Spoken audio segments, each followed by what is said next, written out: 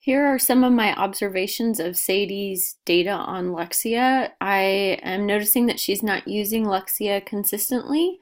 There could be a couple factors for that, for why she's not wanting to get on, or maybe there's not a priority in putting her on Lexia. But I think the one thing I would do, whatever program she's using, she needs to use it regularly. And then if I go and actually look at the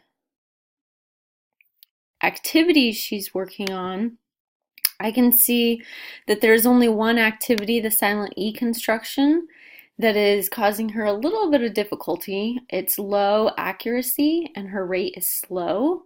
But when I open it up further, I don't see that it's really incredibly hard. She is getting some repeats, but not really bad.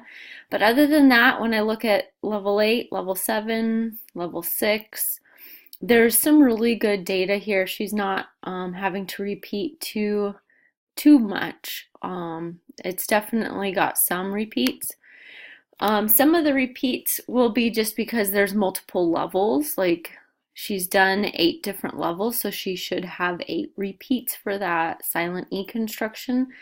But this one activity up here, she had to do that one activity 6 times, but it's guiding it through different levels based on trying to teach her, to guide her, and pull away some of the options so it makes it a little bit easier so she can master it. Lexia is all about mastery.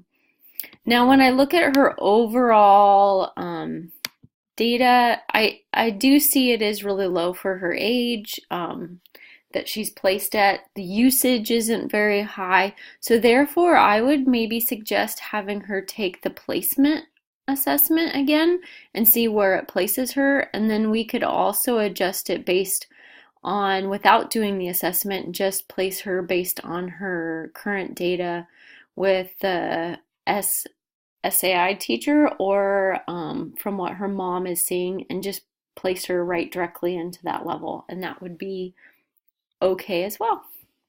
I hope this helps.